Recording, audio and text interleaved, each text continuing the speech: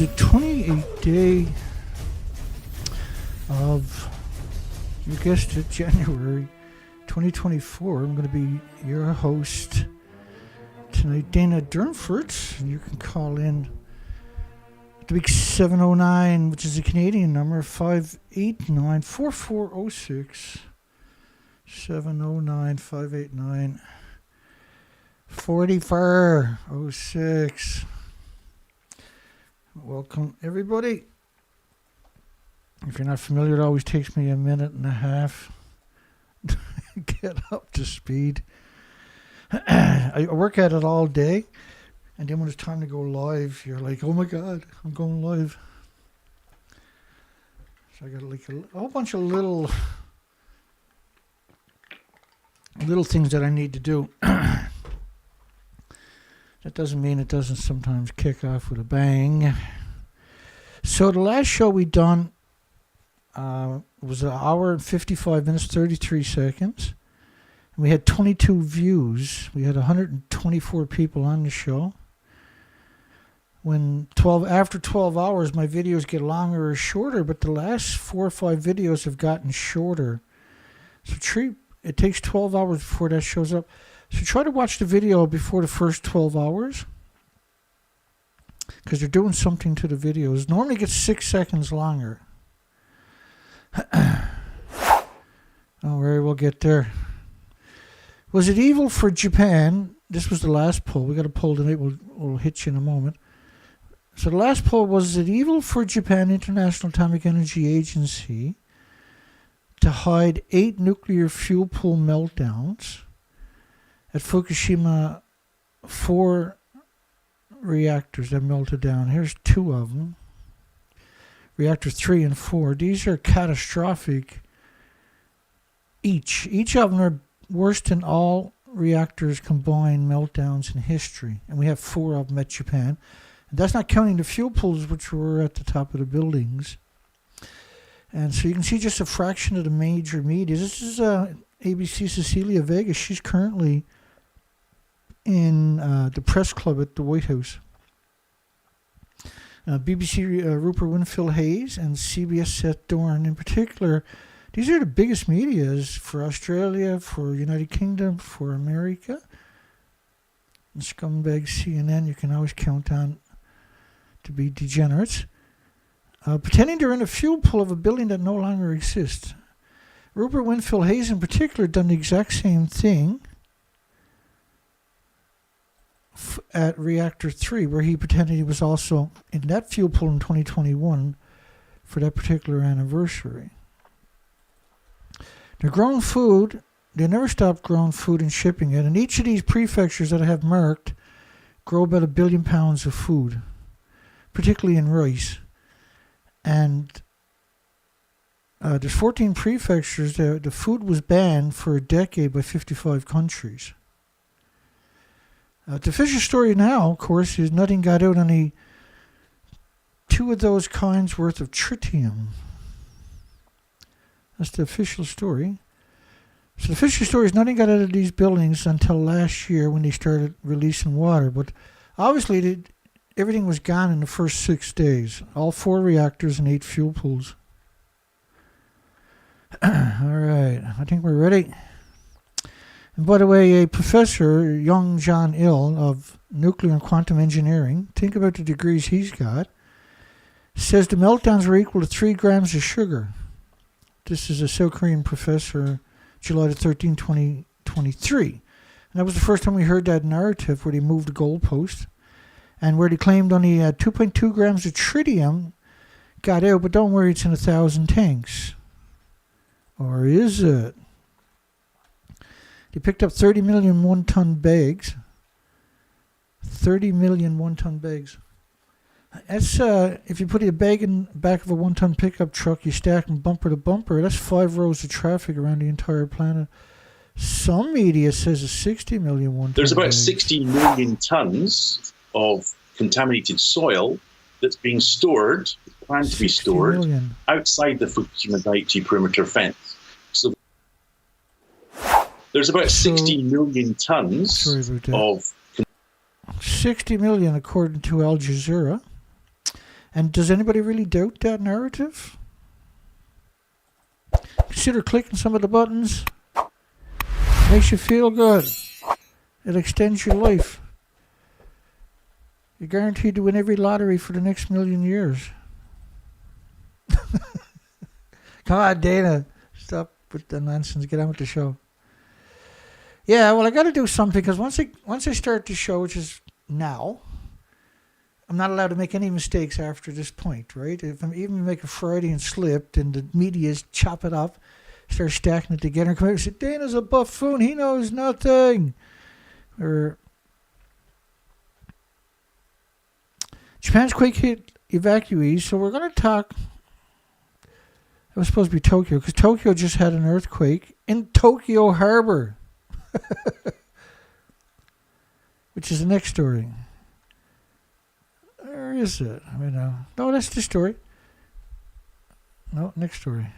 This one. Okay, let me go backwards to the Noto Peninsula earthquake. I just got 2 clicks on this one. Japan quake-hit evacuees advised to be on alert for landslides and health issues. They've been abandoned for 28 days for about 150,000 of them. Japan should be on alert for possible landslides as continuing tremors have loosened the ground. It's around 1,500 aftershocks. It's around 1,400 landslides. I gave up counting.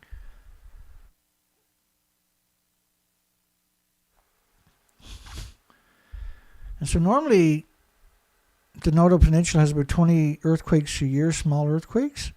For the last 3 years, it averaged around 8,000 a year.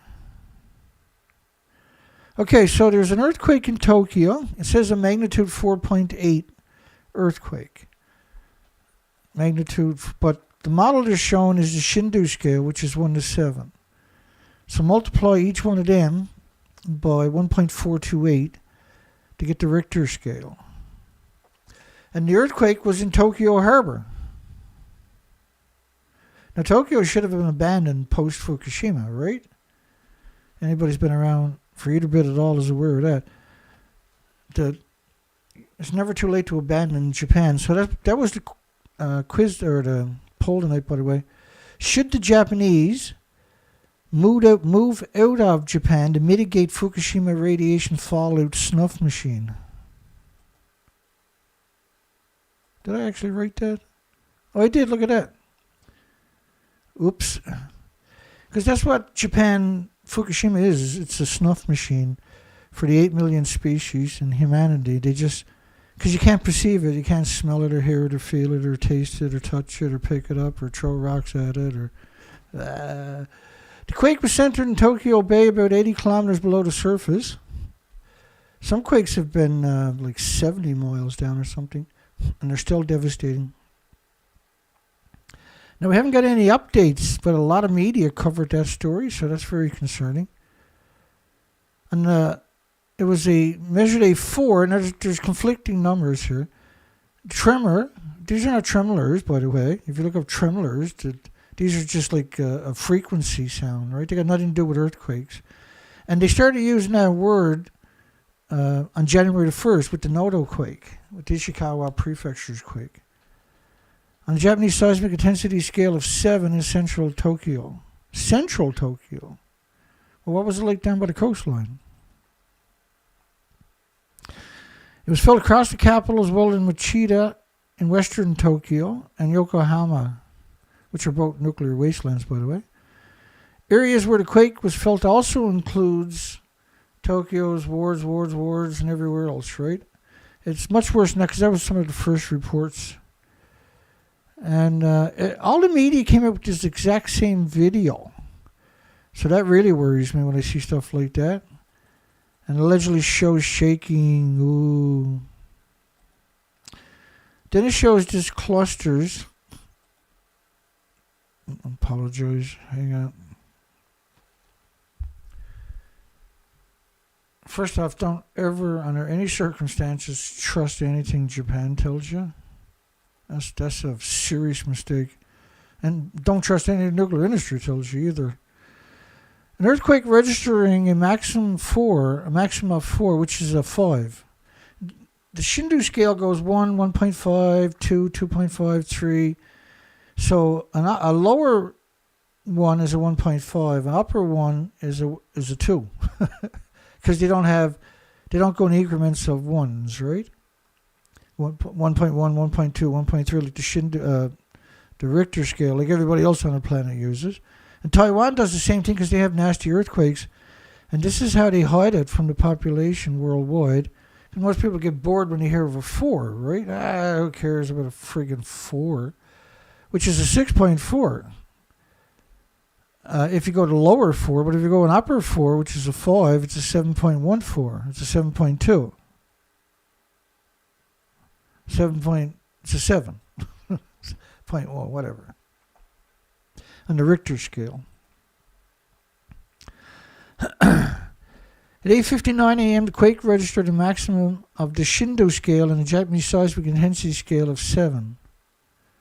A Shindu 4, a maximum 4, which means it's a 5, which means it's a 7. Not very confusing at all. But that's what it is. That's what we got to work with. Let's keep growing. There's an epicenter in the Tokyo Bay at a depth of 80 kilometers. Japan's the king of earthquakes, so why would you build nuclear reactors in a place where have 1,000 significant earthquakes a year and a 3,000-year legacy of killer tsunamis? Because you know what's going to happen, and you know what's going to happen in your lifetime, right? At a depth of 80 kilometers. Okay, we're going to do this story on France, because this story gets crazier every day. Because the British can't build their own reactors, so they're totally at the whimsical of the French, and the French are not very nice people. Just go ask the French Polynesians.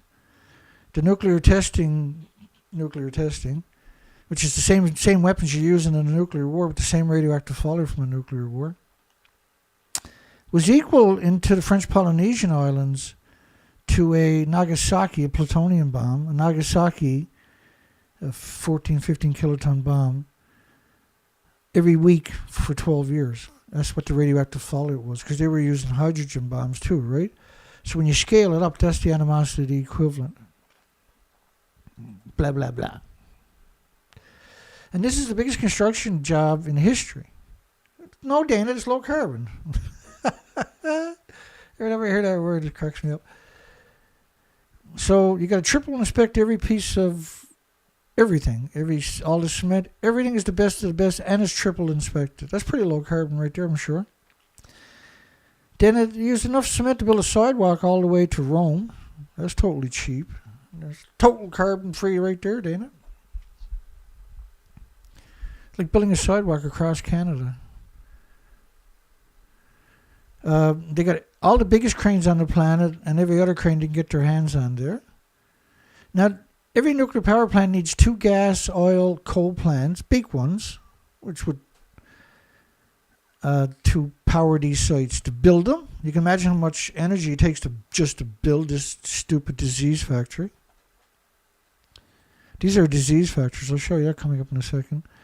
Hinkley Point C is now predicted to come online in 2031. Does anybody believe that?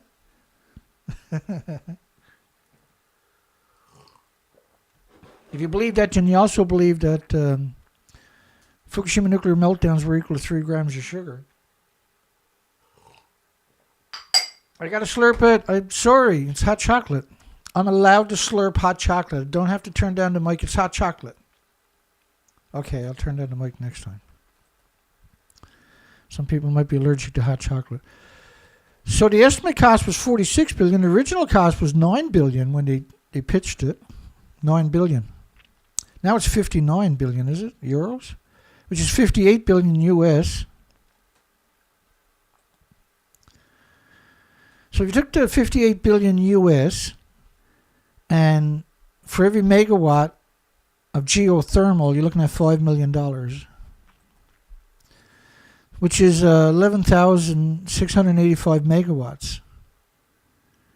It's enough to supply electricity to over 11 million people, which is over twice are almost twice the output they're expecting from Hinkley Point C, right? So they could have doubled their electricity and finished it within a few years versus there's no time limit. Not a single minister or civil servant was present when the directors of the EDF, which is the French government, decided to fade the United Kingdom's two biggest nuclear projects in their Paris boardroom on Tuesday. So the French just sat there and, well, we stole so much money, we need to raise more money, so let's tell the government we're going to walk away if they don't give us everything we want. That's how it's generally done, isn't it? Hinkley Point C, they were told, stood no chance of firing up in 2027 as once promised, and that its first reactor would come online around, give or take a decade, 2020-31, while the second has no date promised at all. As we know in the nuclear industry, promises means nothing, literally nothing. Additionally, the costs have surged again to 46 billion sterlings, a far cry from the 9 billion sterlings EDF suggested when pushing the idea. So the original price was 9 billion. What, like, how many times have we seen this scam and the world still hasn't worked it out? Around 2007 when they pushed it, or the 24 billion proposed when the contract was signed. So it went from 9 billion to 24 billion, the proposal, and then when you signed the contract, like, it's absurd that we're talking about this. Right, an extra 15 billion, which is significant when you're the victims that's got to pay the bill, right? And the company was footing that, and the company that's footing the bill for the Hinkley Point nuclear power plant is French, but French are not footing the bill. What are you talking about? They're going to just drive up the current rates and the future rates. And that's what they were doing anyway, right? The prices were going to be so high, it's cheaper to move to another part of the country to get away from these things so you can heat your house. It pledges that Britain would build 24 gigawatts of new power, nuclear power, in the next few decades, equivalent to 6 Hinkley Point Cs. So can anybody, like, first off, they don't have the supply network, they don't have the people, the manpower, they don't have the money on top of that to think that big. Hinkley Point C, Hinkley Point A, ran from 1965 to 2000, produced not just power but weapons-grade plutonium. Well, you can't contain it. In order to extract the plutonium from Sellafield in Donneray, or La Hague in France, whatever, you polluted the Arctic, right, and Europe, with the emissions from the extraction method, right, where they boil the fuel rods in citric acid at 3,000 degree Fahrenheit temperatures. It was followed by Hinkley Point B, which ran from 1976 till 2022, so 60 years. So 60 years. And what do you see in the background as far as the eye can see? Don't tell me that's farms. Oh my God, they wouldn't build it right alongside the farms. Nobody's that evil. Well, nuclear is, Dana. Ah, good point. And the people that call this carbon free, I got no idea. Like, I don't know how, if you took a blood test from these people, I can't imagine it would come back as humans. The biggest project in human history, by the way, surrounded by farms for 60 years, the previous nuclear power plants. And the reason that's significant is because the fuel pools, once you put fuel in the pool after 18 months, you'll start putting used fuel, which is splitting atoms. So think of a reactor core boils water for 1 million people and does that by splitting atoms. Think about how many atoms do you got to split to boil a glass of water. So then realize how much atoms you got to produce, anthropogenic man-made atoms, to boil enough water for 1 million people. 1,440 minutes a day. 365 days a year. And so once you take the fuel out, it's still splitting those same atoms, but you're putting it in a fuel pool with no containment. It boils off about 120,000 liters a day. And that's going to be saturated with the most nasty isotopes you can conceive, particularly the curium isotopes and plutonium, uranium, americium, neptuniums, the strontiums. And why do you think almost every single nuclear power plant worldwide is surrounded by farms? Which is the only industry we see that dust is. Because they can poison you. And because there's so many illnesses and diseases and autoimmune deficiencies and injuries, most people can't comprehend how nasty it is, right? So heart problems, liver problems, lung problems, respiratory, pituitary, thyroid, adrenaline as you get older, Alzheimer's, dementia, autism. And think about the studies they originally do when there's an accident. It's always an accident because that's why they're surrounded by farms, and they're active, highly productive farms, right? So when you have an accident, the first studies we see coming out are Down syndrome and autism, because the newborns are going to start showing up. If you have a symmetrically poisoned population, this is what you're going to start trying to look for, because that's what you're going to know you're going to find. That's what history shows, right? But they should be looking at heart problems, liver problems, lung problems, respiratory, pituitary, thyroid.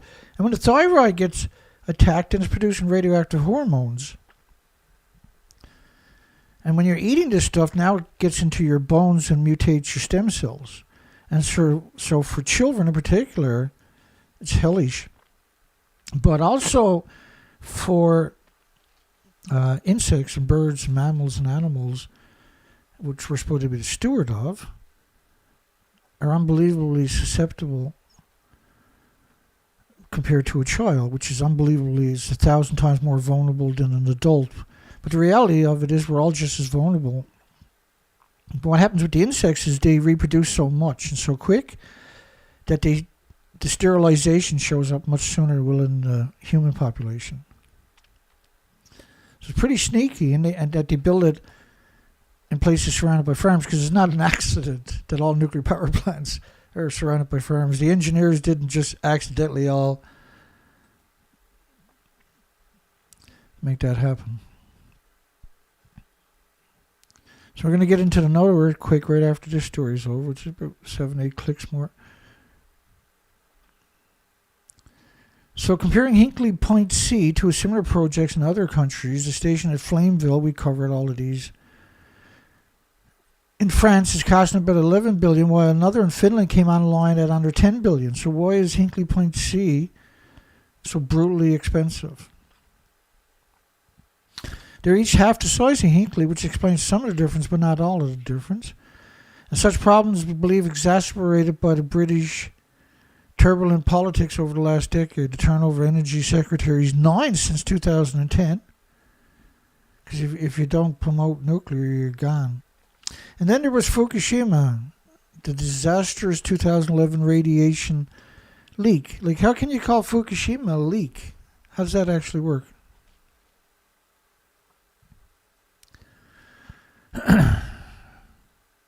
Seriously though, how does that work?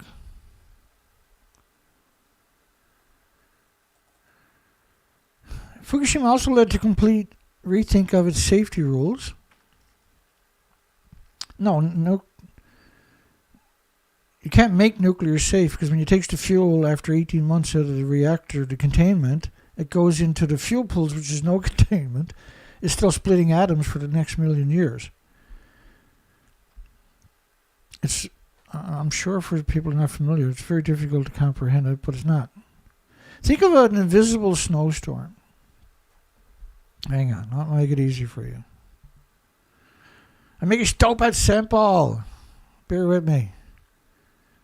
Hang on, give me an extra second. Don't panic. I'm going to find it. Here we go. I'm sorry it took me an extra few seconds. So this is France's model. When the model stops, it's based on, say, 30 days of radioactive fallout. And the plume is only acknowledged in cesium-137. And what the suggestion is that there's 10 million atoms of cesium-137 per cubic meter of air. And this is the French government's model. And so the best way to think about a nuclear accident, and this is Fukushima's model, is think of a snowstorm. The snowstorm starts, say, in Japan. And after about 10 days, half the planet's covered. After about 20 days, the whole planet is covered in a snowstorm. And the snow never goes away, the snow never melts, and the snow never stops snowing. So by day 30, the entire planet is a great big snowstorm, and it never stops snowing. Now, if that's how nuclear worked, you'd get it right away, right? Because you can see snow, it's tangible. But Fukushima ain't no snowstorm. It's the exact same, only worse by many times. And it was a pulse event because you lost so much of the inventories. And the inventories being the fuel rods, the decades and decades of reactor cores from multiple reactors.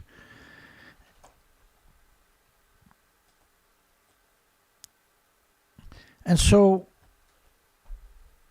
it never goes away, it never stops snowing, but it's invisible and you can't see it or hear it or feel it or taste it or touch it or perceive it. But you're making a serious mistake if you don't think it exists, and you're making another mistake if you don't think it's assimilated into everything.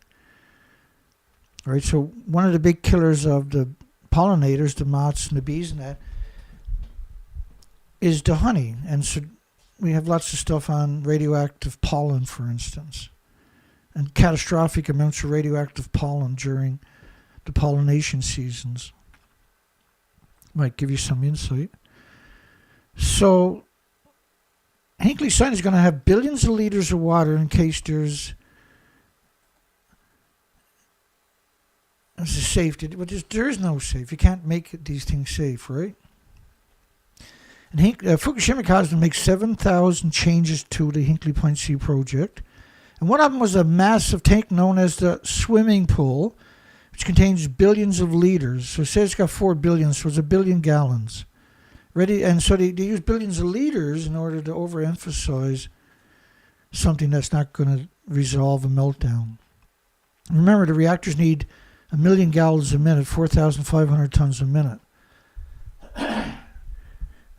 every minute. Now, once it runs away at high temperatures, like 9,000 degree Fahrenheit temperatures, it doesn't need oxygen to burn. That's the unholy thing about a nuclear meltdown is you can have a nuclear meltdown in the bottom of the ocean because it doesn't need oxygen. Ready to flood the reactor should it be hit by a tidal wave. Well, see, it's not as simple as flooding the reactors because, like, at Fukushima, they never had no water, and allegedly that's why the reactors melted down.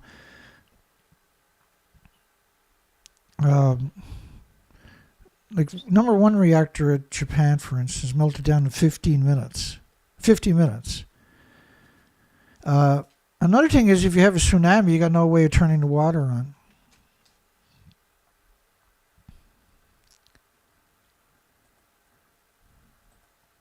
So billions, each reactor, like for instance, the Fukushima tanks, which are built to manipulate you and deceive you into being complacent, because the tanks are empty. You can't put the nuclear waste in the tank because the gammas, the alphas, neutrons, the betas are so high. Say 2.2 liters or 2.2 sieverts of just beta per liter, and you can't have just betas. You got to have the alphas, neutrons, and gammas, and then by proxy you got to have X-rays. And it's caused like the alphas, the neutrons, the betas, the gammas. They don't mix together. They don't go past each other like this, for instance. And think of a gammas, alphas, neutrons, and betas explosions. So an atom will explode every second for 1 million years. Think about that one. We've got a snowstorm covering the planet, an invisible snowstorm of this stuff exploding every second. And the speed is almost at the speed of light. It does this every second. It could travel very long distances, 20, 30, 40, 50 feet. And some actions, they'll fly over it 1,000 feet above it and still measure the radiation. So it travels 1,000 feet. But when they hit each other, they don't change direct. They don't work with each other. they hit each other, they change directions, known as a break-in effect, a Bromson-Lung effect. And that causes an X-ray. And so the species in your forest, for instance, and your communities, but just think about all the insects and animals in the biota in the forest is getting full-body X-rays. This is catastrophic stuff. And one of the first things it does is wipes out the fungus and the bacteria in the forest. And if you know anything about fungus and bacteria, you know that the trees and plants and everything else can't exist without bacteria and fungus, right? The roots can't exist without the bacteria and fungus. So now the forest doesn't have its ecosystem to break down the foliage and the litter and stuff in the forest. And what that means, though, now, when that goes on for 4 or 5 years, and now you get a big lightning strikes come in there, and the forest didn't break down, so you have all these huge amounts of foliage and litter that didn't break down through the normal process because you killed all the biota in the forest, the ecosystem. And that ecosystem, by the way, sucked up water whenever it rained, because it can't work without water either, right? So if you kill it all off, you dry it all out. Now the water doesn't get sucked up, and you have a lot of flash floods. So you expect. We talked about this right after Fukushima. We expected a lot of. In the future, you would see a huge amount of flash floods and forest fires. And by the way, the forest aggregate the radioactive fallout, for the last 80 years. And so when you have a forest fire, it's huge radiation emissions from those smoke plumes. So whenever there's smoke from a forest fire, you should consider taping up your doors, turning off your air conditioners, and sealing that until the forest smoke dissipates. But you're contaminating the whole planet, the whole ecosystem, the whole biosphere again and again and again. And this stuff never goes away, and you can't destroy it with forest fires, right? I'm kind of off track a little bit. What else is new? Can the UK really realize its ambition of several more power stations by 2050? Not a chance. Like we cover this all the time. There's zero possibility. I'm going to be surprised if they create this one, the Hinkley Point C, let alone Sizewell. Charges dropped now. Let's go up to the Noto Earthquake zone. Charges dropped against the alleged group that broke into the vending machines after the Noto Earthquake. So first off, we covered it now for 28 days, right? Because we believe the Shika nuclear power plant, which was shut down since 2011, but has 4 fuel pools. And we believe that one of the reactor 1 in particular melted down. The fuel pools, the 2 fuel pools, which would have 4 decades of reactor cores stored in each of them. So say 10 reactor cores. And these, in comparison, say to Chernobyl, each reactor core is equal to 100 Chernobyls, because Chernobyl was a brand new reactor with no fuel pools, by the way, and it was a graphite reactor. The Japan's reactors are pure uranium, pure plutonium. And reactor 3 at Japan was a mixed plutonium mixed oxide fuel concoction. That burnt around 200,000 degree times hotter than the other nuclear meltdowns. And that the emissions from these, everything is a hot particle. Okay, back to Noto Peninsula. Charges are dropped against alleged group that broke into a vending machine. Alleged group. So people are sheltering at these schools. They got no water. They got no food. In fact, they were living on, for the first 20 days or so, a slice of bread, no butter, no jam, but a slice of bread, and a cup of water, like, those paper cups, which is about a half a glass of water. That's what they were getting each day, was 1 cup of water and a slice of bread. And so out in the hallways in the school was these vending machines. They've been abandoned by the government. And they know it, right? No heat, no water, no communications. The list goes on. No generators, and no word from the government. Totally abandoned. And we've seen the international community want to send in search and rescue teams with the dogs to rescue the people in the critical 72 hours They were not allowed to go in. We've never seen that before. Even the Japanese self-defense forces weren't allowed to go in. We've never seen that before. They didn't remove the roadblocks from the landslides, which is they've been dealing with that for their legacy. They didn't do that. There was nobody taking pictures of Shika community at all, even though Shika community said it was a 7 out of a 7 on the Japanese seismic intensity scale of 7. Okay. Which is the same as the 10 and 10. The biggest earthquake they can get is the 7 out of a 7 on the Japan's Shindu scale, which is the animosity equivalent of the Richter scale of a 10 out of a 10. In Shitsa nuclear, or Shitsa community, which is alongside the nuclear power plant, was a 7 out of a 7. We got no footage even today, 28 days later. There was... and so the people, are victimized. They got nothing. They need something.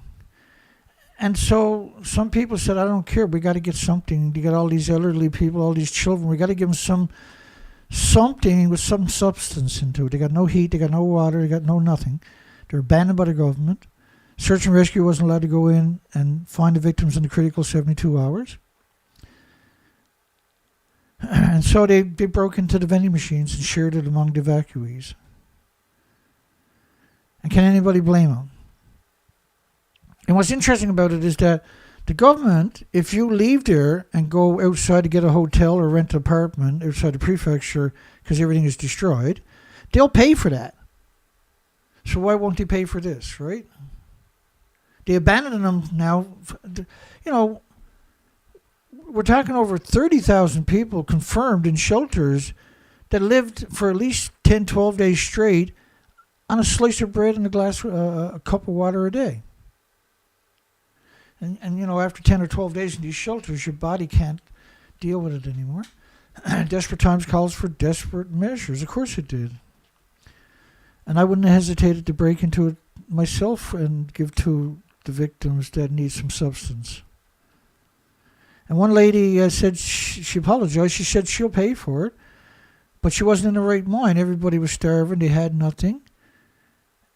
And really, you're going to just sit there and let all that just sit there and say, oh, well, I'm not going to break the law. Law be damned. If that was your child there and they were starving and hungry and crying for days and days and days, how long would it take you to break into it? No power, no heat, no electricity, no word from the government. They wouldn't send in. They wouldn't let helicopters go in there for 20 days. And even then, it was not even minimal. It was less than minimal helicopters. We covered it for 28 days relentlessly. We stalked the scum for 20 days. And we've been on top of it for the rest. Noto quake survivors faces challenges in rebuilding lives 4 weeks on. Challenges? Authorities in the prefecture says 490 evacuation centers are housing more than 14,500 people. Well, because a lot of people now have gotten out of there, and they, like they said, they got 24,000 homes rented for the next 2 years for the people whose homes were destroyed. So if you're renting 24,000 homes in Japan for the victims, you're talking about at least 24,000 homes were destroyed, right? But for about 10 days, the first 3 days, he said there was 90% of the houses of the 5,000 houses in SUZU were destroyed. The mayor, right? But then they never mentioned that after. And even today, they still won't mention it.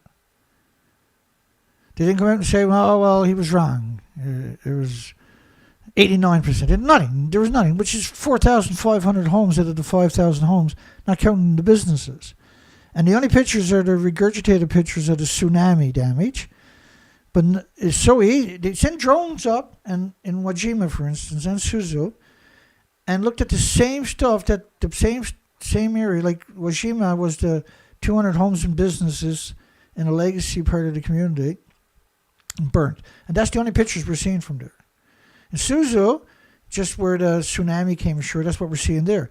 But there was, for 85 kilometers of coastline, it rose up 13 feet or more. and which gave it an extra 800 feet offshore where it just rose up. It's not just offshore. It's not the shoreline that rose up. It's the community that rose up. And in interior, because we've seen that, there's a fault line is 34,000 years old. The list just keeps going on and on of the egregious betrayal of the Japanese government. The government says 90 people living in cars, and they want people to tell them where they are staying so they can provide the necessary support. A month later, they could have brought in helicopters and without landing, just dropped pallets, right, in the community of generators and gas and everything else, water and sterilizing tablets for drinking water, and the list goes on. They wouldn't let any country send them even relief equipment. No, we can't take it. We don't want no volunteers, no dogs. Everybody can go ahead and die. Even the Japanese search and rescues couldn't go in because they don't have helicopters, apparently. More than 43,000 houses. In other words, they had a nuclear meltdown at the SUZU plant, or the Shika nuclear power plant in Shika, on Ishikawa Prefecture, Noto Peninsula. More than 43,000 houses, mainly in the Noto region, have been damaged.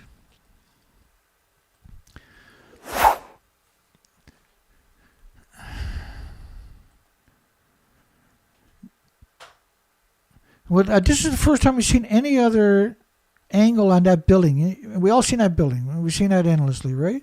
But it's the first time we've seen another angle. Because, like, the way the recycling of the pictures we've been looking at for almost 30 days is something really spectacular. It's like nobody's allowed. We don't see anything independent, which is bizarre again. We don't see any independent from the locals being uploaded. We just seen the same regurgitated, recycled pictures over and over and over and over. Support helps lift the spirits of foreigners in the quake-hit Japan. There's thousands. The typical drive would take an hour and 45 minutes. Now it took 7 hours. And they're not very far in the peninsula itself. One team served 700 meals just a couple of days ago. So, which means they still don't have support in the communities. They're still abandoned, right? There's a lot of Vietnamese. There are around 4,500 Vietnamese live in the Ishikawa Prefecture, and the Vietnamese were told to go on the pill before they can get a job there. It's a racist country, isn't it? Japan's earthquake swarm in MIT, the Massachusetts Institute of Technology, my opinion of them goes very, very, very low. They've been promoting nuclear for 90 years. They're one of the worst lawyers on the planet. And they're experts of some of the most horrific people. Let me see if I can find...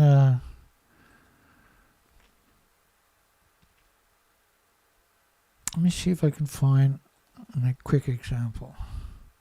Is there such a thing as a quick example anymore? Because I converted Jacqueline Yance. Now I converted this video. I don't know if it works. We haven't played it recently, right?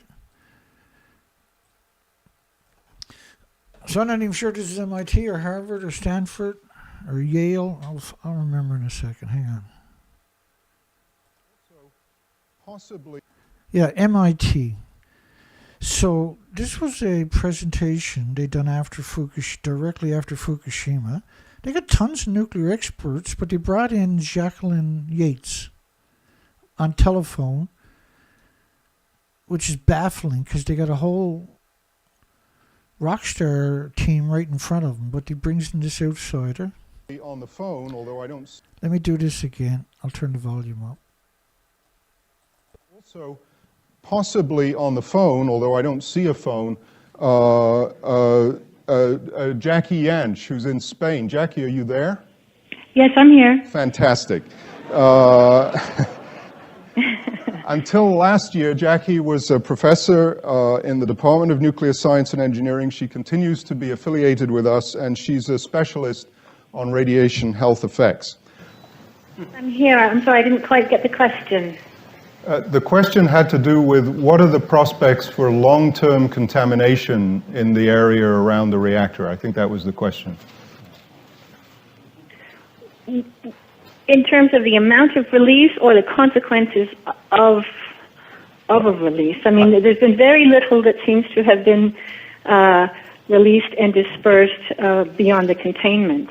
Now, unfortunately, we have very little data, almost no data about how much radiation we can live with in terms of elevated background levels. All of our data about the health effects of radiation come from a situation in which all the doses delivered in less than a minute. And so we just don't know how much radiation can be, what kind of contamination level can be considered safe. I mean, some parts of the world are at natural dose rates which are 40 times the dose rates we're living with, 40 times the dose rate Japan has as a natural background level, and no adverse effects have been noted. But as I say, there has not been a careful study of just how much is too much. And there's going to be a trade-off between having people leave their homes forever or for long periods of time and living with an elevated background level. And we don't know whether, we don't really know, like I said, how much is too much to live with.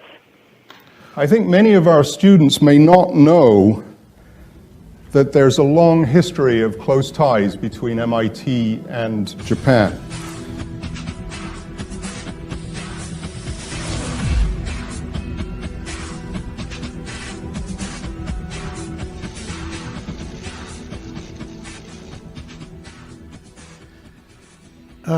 Like when she invoked some people live in a country with 40 times background radiation, and she's talking about just natural, stupid, everyday, harmless emitters that we're already acclimated to through genetic superior selection. They're completely irrelevant. And when she makes the suggestion that there's very, very little knowledge on background radiation and its harmful effects, that's absurd to even suggest something like that, by the way. And then to suggest that nothing got off the site. I mean, when you look at this site, and everybody had access to that pictures by the time you done that presentation, and we flushed that entire presentation. Like one of the first things I done was I took MIT's presentations on Fukushima immediately after, Yale, Stanford, Oxford, all the major shakers and movers, Berkeley, and we broke down their presentations, and we went through it detail by detail, sentence by sentence in many cases. And they lied almost literally every sentence or second sentence. They told a lie. Every one of them. Completely misrepresented every facet of the radioactive fallout. And this was to protect an industry that shouldn't exist in the first place. But it left you in danger because you didn't have the ability, right, to extrapolate on your own. Right, because they told you so many lies, everything you extrapolate was wrong. And so what we're trying to do, we run an educational program so you can extrapolate on your own eventually and be right because you have a really good foundation. And we provide the documentation for that foundation, which makes it very difficult to do what I do, right? Because if we're just on a radio show, it's a lot easier on me. I don't have to dig up all the information. And I don't have to prove any of my assertions, right? But because I'm trying to do an educational program, I try to back up every one of my assertions. And I'm pretty darn good at it. So when Jacqueline Yates makes this suggestion, now the pictures in the background, I put them there myself to counter what she was saying. I forgot to mention that right off the bat. But let me just... When she said there's very little known about the adverse side effects of living with elevated levels of radiation. And she's still out there committing these crimes against humanity, right? So let me just show you that they did know. 100%. It was 100% of... It's an egregious lie, what she said.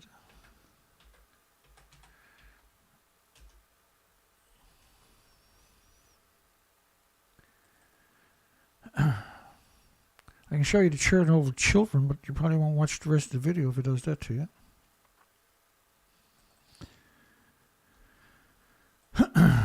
Bear with me.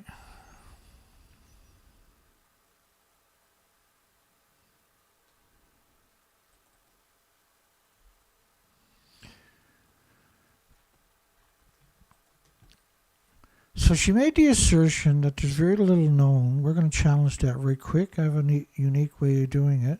We'll just use academic studies to articulate what they study. And then the thing you would extrapolate that is, well, they're studying that because they know that's where it's going to show up, right? So, by the way, after Chernobyl, it closed 9,400 farms in Ireland, Scotland, United Kingdom.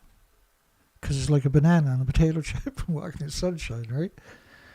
The influence of the post-Chernobyl fallout on the birth defects, abortion rates in Austria. Why would you do a study on that? Trends in human sex odds at birth in Europe. So there's many, many different countries is Europe, right? After Chernobyl. So they're studying for more males than females. That's what they're looking for. And and if the whole population of Europe was poisoned, the birth statistics will show more males being born than females, which means less children being born. But if that's true, and it shows up in the human population, which it did, because that's not the only study on that one, then it's also true that all the species would have been 1,000 times worse. So this you can trace the species decline directly back to the first atomic bomb. If you see the food chain getting broken. And Fukushima broke it on a whole different scale. Trends in human sex odds at birth in Europe. Chernobyl, prenatal loss of 400 male fetuses in the Czech Republic. Secondary sex ratio trends in associated gender-specific births near nuclear facilities in France and Germany. And that included by their experimental reactors, which are very low megawatts. They were doing these same studies because they were expecting to find it. Non-thyroid cancer, so a lot of the apologists were doing is suggesting that there's only thyroid cancers, but there's endless diseases and illnesses and autoimmune deficiencies and injuries associated with anthropogenic man-made radiation exposures or contamination. And so I always find the people that do that are very slimy people, let's put it that way. Congenital abnormalities, congenital malformations, abnormality registry in Belarus. And it's hard to comprehend it because I just read you a headline and it doesn't mean much. So this one is a bit painful.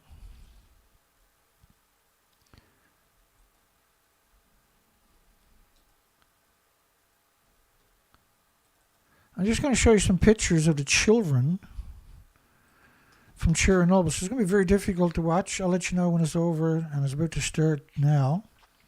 So there's endless orphanages in Belarus and Ukraine from Chernobyl. Children that are abandoned and are deformed in ways we can't even comprehend, basically, unless you see it yourselves. And when I talk about abandoned, we're talking about abandoned. And I remember this foundation was doing work down there, and the children, they didn't want toys, they didn't want this, they didn't want that. You know what they wanted? They wanted a radio or a TV because they were so bored and so lonely.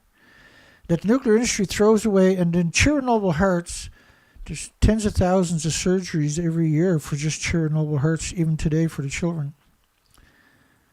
And these, like that lady there, she's with an orphanage, a foundation in the United Kingdom. It goes down and tries to bring some comfort to these abandoned children. But when you look at these children, you're seeing autism, Down syndrome, dramatic amounts, but you're seeing congenital malformations that are catastrophic. And these are and I mean, they're totally abandoned. It's not. How come the nuclear industry can't donate some TV sets to the victims, for instance? Or some real beds for these victims? Because they throw money around like the Nuclear Waste Management Organization in Canada goes into communities and throws millions and millions around the community trying to get them to take a disease factory, like a holding site for nuclear waste, right? They got $28 billion. They can manage to throw these poor victims something, you would hope, right? No. All the nuclear industries worldwide, very difficult pictures. I'm just going to go right through the rest of them, because when you see these studies, you hear congenital malformations and abortions and stuff like that, this is why. And they're abandoned. They have no one to love them. They don't even know what it is. And as many as 28 or 40 of them per caretaker. So how are you going to take care of just one of these children without a dedicated assistance, let alone 28 or 40 is the numbers we're seeing? And they're literally abandoned. They're eating. It's just heartbreaking every time I see it. So when she says there is no little known about elevated radiation levels, imagine what kind of monster she is to say something like that.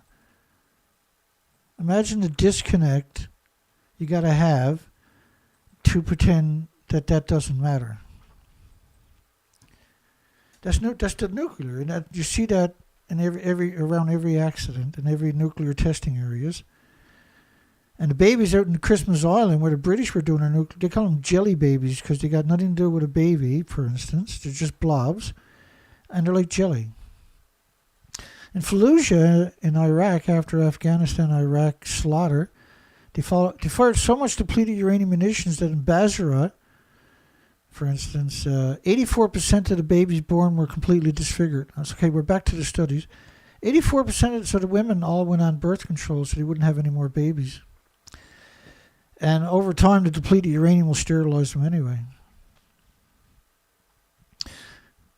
Following from Chernobyl accident, overall cancer incidences in Finland. Non-thyroid cancers, because the industries try to peg it down to it's just cancer. But there's endless diseases and illnesses and autoimmune deficiencies and injuries associated with radiation, not just cancer. Chernobyl followed prenatal mortality in England and Wales. Chromosome aberration in Norwegian reindeer. Like tilapia, they still can't eat the reindeer meat in Latvia. 37, almost 38 years later. Estimated lifetime effective doses to hunters and their families of 3 most contaminated countries in Sweden. Differences in effects of radiation on abundance of animals in Fukushima and Chernobyl. Chernobyl tissue banks, which is Geraldine Thomas, who slaughters children with radiation in the United Kingdom for a hobby. Incidences of illegal abortion in Sweden after Chernobyl. Ionizing radiation, human gender proportions at birth. You get where I'm going? Legally induced abortions in Denmark and pregnancy outcomes. Why are you doing studies on all of this? Because they know very well what the adverse side effects are going to be, right? Hey, we got James is calling in. We got James Lucid on the phone in a second. Hi, James. How you doing, my friend? Mr. Dana. Machida Machada. Tokyo and Kanagawa. Yeah, and I noticed. I wonder how he's doing. You know, I wonder if what's going on. Yeah. Trapped in the rubble. Where is he? We're used to him stalking me every show for 10 years. If he's listening, your Operation Long Chomp is full of shit. You're not gonna get rid of it. What's wrong with you?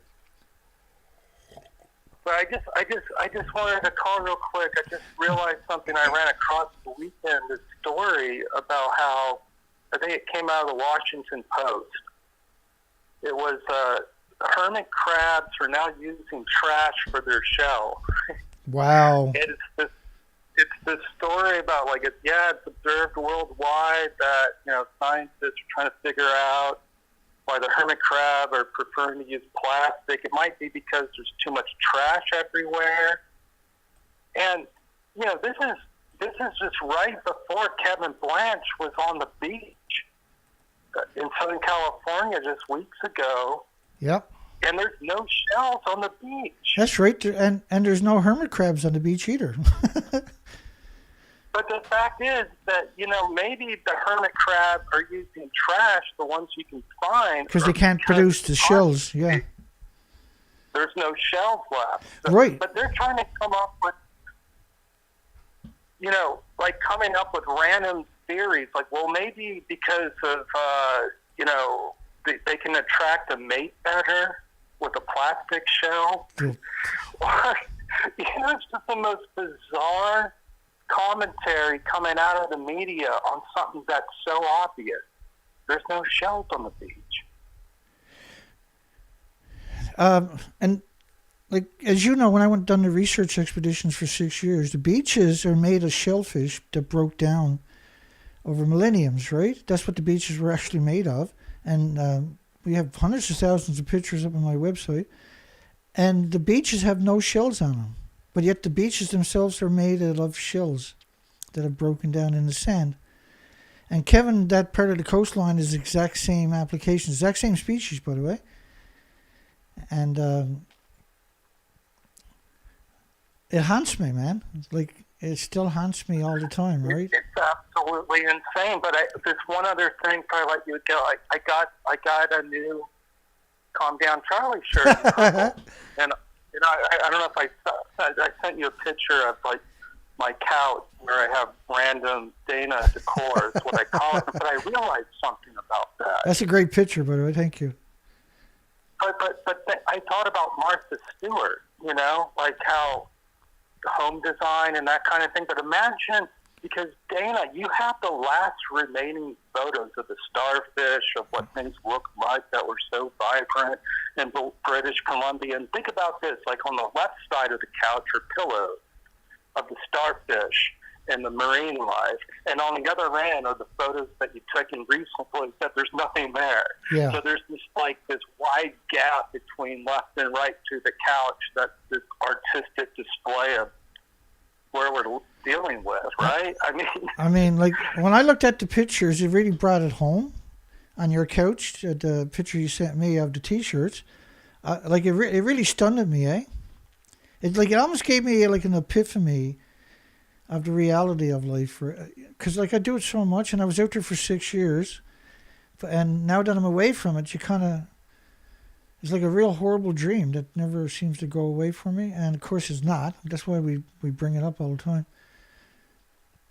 And I was going to mention at the end of the show that probably one of the best pictures I've seen in a long time. No, I just wanted to call. It's just great that you're doing this. So Thank you. That's all I wanted to say. Love you so much, Dana. Love you too, man. Forever. Thank you, my friend. God bless you. Yeah. Yeah. We'll see you there. That's James Lucid, folks, in the comment section. Thanks, James. That's James Lucid.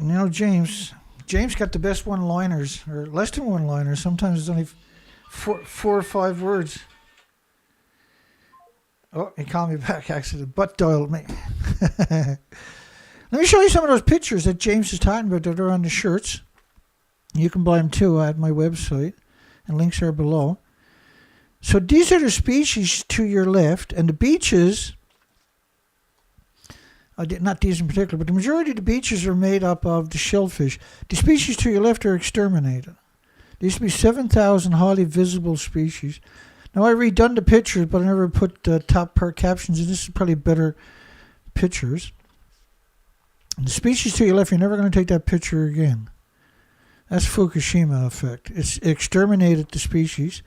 They're exterminated. Now, the reason we went back for 7 years, or 6 years, and done the research expeditions over and over and over to see if the species would recover, right? Well, I went back year after year after year, and the species didn't recover. And we were looking for an oasis. I remember that first year we were gone for about 6 months. Well, not me being by myself. And I was horrified because I had dove this coast as a commercial diver. And so I was pretty adamant, and I also had around 4,000, 5,000 sample bags where I was going to take samples. And then I got attacked because I didn't bring back any samples, but there was no samples to bring back. But even today, sometimes some of them out there will attack me. Why didn't Dana bring back the samples? We brought the equipment to do the sampling. The species were exterminated. This is an extinction level event. And you'll never take these pictures again. They're gone permanently, period. And they're gone because the emissions from the inventories, the total inventories at each building was around 10 reactor cores in the fuel pools alone. And so this model is from TEPCO themselves, or the numbers there, then put into the data poke, the standard modeling. So when you look at this model here, this is 19.5 days, 468 hours of radioactive fallout. We're like, the radiation never goes away. It never stops. So you'll never take, and you never see these species. And one of the first things it done wasn't these, which weren't very, these were a close second, was the phytoplankton, which is the basis of the food chain, the basis of the oxygen chain, the basis of the carbon sequestration chain. And not only that, think about all the food that they're growing in the nuclear wasteland that was recognized by 55 countries for a decade, that banned the food from 14 prefectures. And rightfully so. Now, we're talking about country, we're not talking about Canada. Canada's not really a country. Canada was captured by the nuclear industries in the 40s and the 50s. Canada removed all restrictions after 93 days. And so Japan couldn't ship the food anywhere, only to Canada, basically, for the first number of years, first 10 years in particular. So everybody in Canada is sick. Obesity rates doubled right away, which is a sign of radioactive brain damage. Here was another French's model of 1 million to 10 million atoms per cubic meter of air. This model is only based on 9 days. These models of the Neptunium-239, which decays to plutonium-239, by the way, are based upon 20 days and 21 days. See, when I used to be a diver, and you couldn't put your feet down anywhere. This is exactly what I'm used to, And you would feel, I spent 6 hours a day on the ocean floor working for many, many years. And one of the things, and you would see hermit crabs, like some rocks are covered in hermit crabs. And I remember there was nothing whatsoever. And if Kevin found any, it would have been only just a couple of very tiny ones. There's no adults left. And this was normal, what you would see. But, I mean, there's 80 species almost of starfish, and each of those come in multiple vibrant colors. There's 80 species or so of the sea anemones, and each of them come in multiple vibrant colors. And that's like those round, like see the brownish round ones up there? That's a sea anemone. That particular one is the giant plume. That grows about 3 feet long. So when they turn into a big flower, and when the tide's up, there's 76 species, I think the number actually is. And each species, multiple vibrant colors. There's around 70 species of sponges. Each sponge species comes in multiple vibrant colors. There was around 700 algae. And inside of those algae was around 5,500 invertebrates without the backbones that were well known, identified, and they're like little shrimps, right? But there was many more than that. This is a smorgasbord for the migratory birds, by the way. And there was 480 species of worms, and you would see all these casings, and it was really fascinating.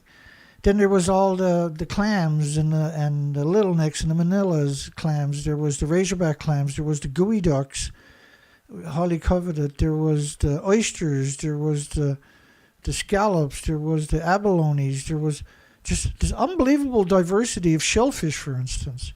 And the beaches are made up of the shellfish breaking down in increments. I remember diving this one beach one time, and I'm going along a wall, and come to like a beach, and the beach is chopped right out for down about 50 feet, but I can't go any deeper because I'm doing long hours, so it's pretty shallow dives, right? So I'm going along this wall, and I'm just pulling myself along the wall to get back to the rocks, and on the other side of the beach, and the beach was made of shellfish stacked all the way up to the surface. At the surface was a beautiful golden sand, But it was all these shells in different decay modes all the way down to 50 feet, which was 1 million years of evolution or something of shells built the beach. The shells piled up so high over 1 million years, finally had a beach at the top of it. It was unbelievable to see it. And there was enough calcium there probably to feed everybody for 1,000 years just in that little area alone. There's 27,000 islands up there. It would take you 70 years if you visit an island a day. And each island had a stunning amount of beaches. That's all gone because the tidal zones are exposed to radioactive fallout twice a day, see? And everything that's hitting the mountains washes back down to the coastline, and so you get this extra brutalized amount of radiation. And it sterilized it. Let me give you one more picture so you can really appreciate it. It's absurd. And it's heartbreaking. I don't know, because I'd done the whole coastline year after year after year after year. And I was by myself. It was under siege the entire time by the industry. The industry hates my guts because I remind them what kind of scumbags they are, I suppose. Let's get back because we still got a lot of headlines. A lot of headlines to get through. Here we go. So when Jacqueline Yates of MIT, why did they bring her in when he had a whole school full of nuclear experts? And why did she make any suggestions that there was no adverse side effects known about radiation living in enhanced environments when there was nothing but endless amounts? I got 60,000 studies on radiation. Now, I'm freaking a nobody, but I got 60,000 studies. If I got 60,000 studies, how much does Jacqueline have, see? Human sex ratio at birth after atmospheric weapons testing. So that study in particular is suggesting that we change the sex ratio of the entire planet Earth, which has to be true also for all the species. It can't be just humans. The species are much more vulnerable than we are. After atmospheric weapons testing, the whole planet, they done studies suggesting the entire planet was producing more males than females. Secular trends in newborn sex ratios. So these studies are so important. Ionizing radiation, human gender proportions at birth, a concise review of literature. Incidences of legal abortions and congenital abnormalities in Hungary. Down syndrome in Scotland. All of these are Fukushima. Schizophrenia. So when they say, oh, it's all radiophobia, well, it's not. But there is a mental health issue. It's called Alzheimer's and dementia and autism and diabetes and Down syndrome and schizophrenia. And they know it and they study it. And the pictures of the children I showed you earlier quantifies those types of assertions, right? So MIT, that's what started me off my rant the last time. Let's move past this. Because we're burning time right now. We got a lot to get through. And it doesn't matter. We'll go the direction we're supposed to go in, right? If I got to finish my material tomorrow night and we end up in a certain direction tonight, it's because that's what it's meant to be. That's where the path led us the most, right? And so we got to tell the story to make sure everybody's on the right page and everybody has a good foundation. And so no matter what happens to me, I produced enough educated people that can never be tricked again. Following Japan's quake, ex-police chief warns of false rumors about the crimes by foreigners. This happened just about all the big earthquakes they had there. And how do you stop a rumor, see? Stressed that as a member of the police and as a police chief, he never heard of any crimes like the corpse robberies, people stealing corpses, described in his... Like they usually go and steal children, right? The predators will, and governments included. And in the old days, what they would do when they had wars in countries and they were losing the war, when they retreated, they would steal a lot of the children and turn them in to Manchurian candidates. So they would bring the children out of the country with them. This was way back in the day. And then they would raise the children with their national language, but also the language of their country. And the kid would be raised to be MK Ultra child, basically. And they could use these children when they got old enough to send back into the country because they looked like an indigenous child and assassinate certain academics, politicians, etc., in the country. Used them literally as a bullet. They've been doing it for thousands of years, by the way. It's still unknown, but now we see the predatory scum out there going in and stealing the children. The despicable of the despicable. It's still unknown how many Koreans were killed by vigilante groups in the aftermath of the Great Kanto earthquake, because they killed a whole lot of South Koreans at that earthquake, because the rumors were spreading that the South Koreans were going around killing people and robbing people, which marked its 100th anniversary last year. Some say it was a few percent of the 100,000 total deaths.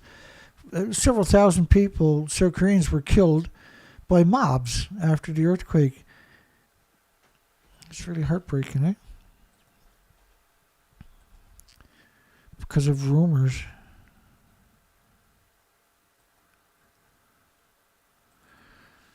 Innovative designs contribute to earthquake disaster relief,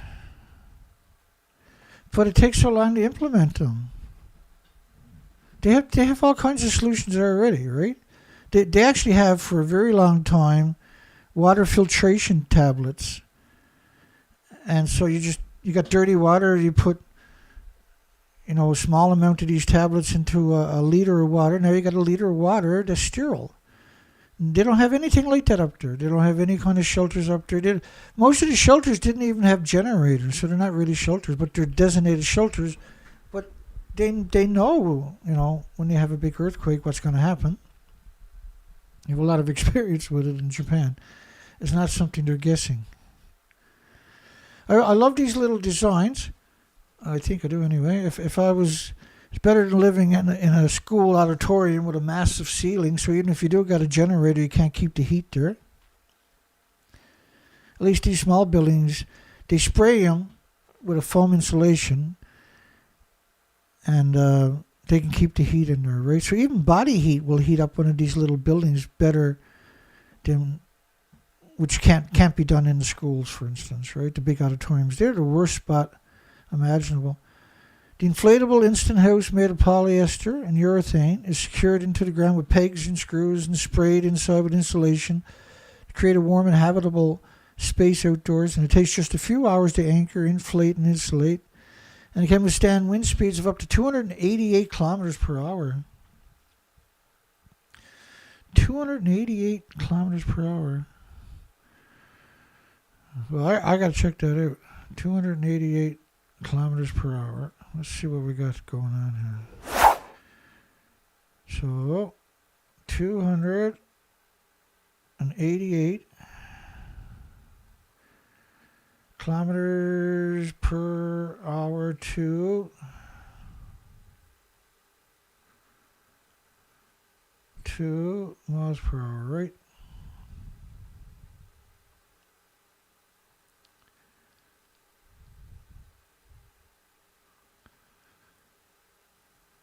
Oh, I put her.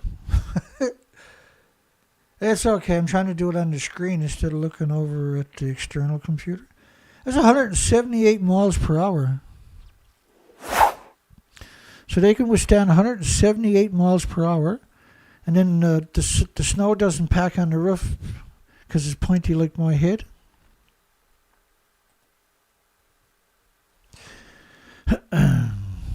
Hee-haw. Right, and we covered similar buildings like this. There's great ideas, but unless the government adopts it or people adopt it themselves. Well, first off, the Dakota Peninsula, that's a 3,000 or 4,000 year old fault line that finally ruptured after 3,000 to 4,000 years. That's their guesstimate. Now, in 2020, they had 20. Typical year before that was 20 earthquakes a year, small earthquakes. But since that, they're getting 8,000 every year. So they should have moved out of there. If I'm in a place with 20 earthquakes a year, that's pretty bad. If I'm in a place with 8,000 a year, it's okay to move on, right? I think that's a prudent thing to do. Noto Peninsula earthquake. Divided residents still to be on alert for possible landslides as continuing tremors have loosened the ground.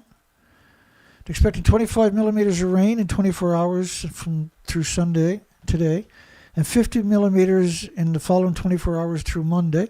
And we have a jet stream now that's perfectly straight. In the history of man, we've never seen that before. That's a Fukushima effect right there.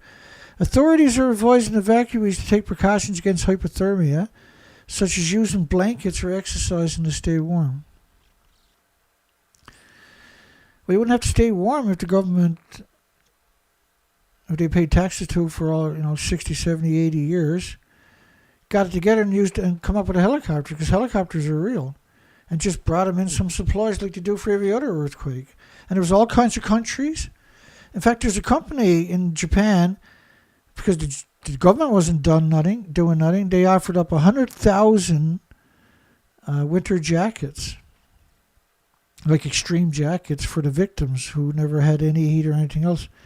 100,000 jackets. And that was appropriate, by the way. Because the government abandoned them, right? They have 1,500 tremors that they emit to. And they're expecting upper 5 or stronger on Japan's seismic intensity scale, which is around an 8.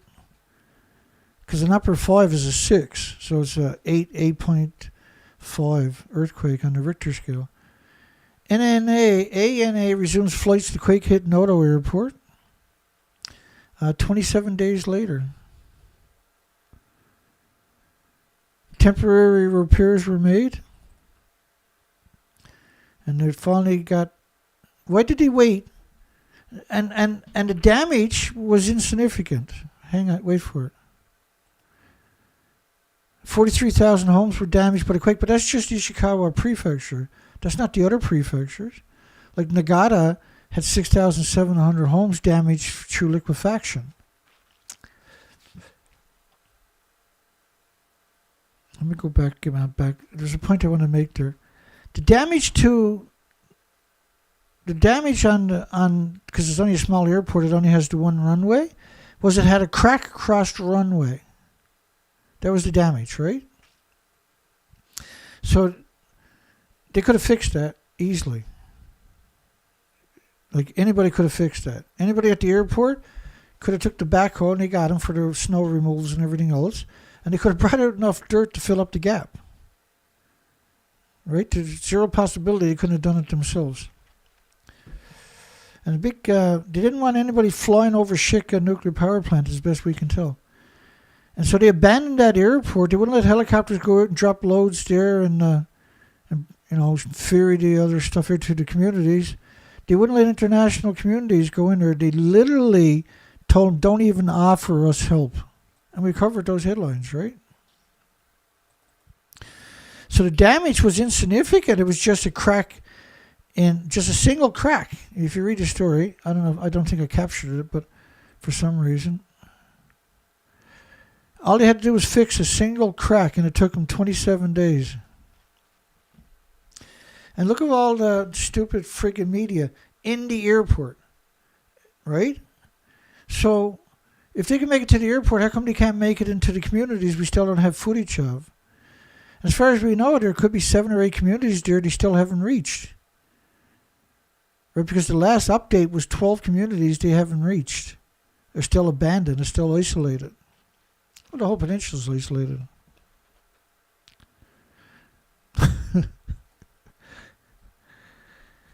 Volunteers get to work in areas hit hard by January 1st quake. So they're letting volunteers going into Shika, by the way. But they don't show us any pictures of the Shika community. It was hit by a 7 out of a 7. On Japan's seismic intensity scale of 7. Let me just show you that in case you're not familiar. Because I find it fascinating that they can be this evil. I find it fascinating that they have no issues being evil. Shika, where are you to, baby? That's 1. That's 2. All right, let me see what we got here. Yeah, well, Let's cover all of that. All right. This is just a short version of the last 28 days. Volunteers get to work, and that's where we left. Okay, we'll come back to that. So this story here, where's the heavy equipment? Why didn't they clear the paths here, right? And we've seen that for now 28 days. We don't see heavy equipment a single time. And then the original report in SUZU, a town of about 5,000 households, near the quake's epicenter, 90% of the houses have been destroyed, according to the mayor, which is 4,500 homes. But after 3 days, they never mentioned it again. So it's 27 days, or 25 days, we've never heard any updates on that whatsoever. So this story here, they talk about how the earthquake registered the highest level of 7 on Japan's seismic, the worst of the worst earthquake you could have in the town of Ishikawa, which is where that nuclear power plant, the fuel pools, we think. And both the Ishikawa and the Niigata nuclear power plant are about 50 kilometers from a 4,000-year-old fault line that just ruptured for the first time in thousands of years. And you can see the circle over there for the epicenter. They've had 8,000 aftershocks each year for the last 3 years. And the fuel is still at the top of these reactor buildings. But it gets a little stranger. The quake, the 7.6 magnitude quake, registered an upper 5 in the maximum seismic intensity scale of Shindo scale of 7 beneath the number 1 reactor of the plant in Ishikawa. So they're talking about a single building beneath it. It was, and Japan Times says it was in the basement, for goodness sakes.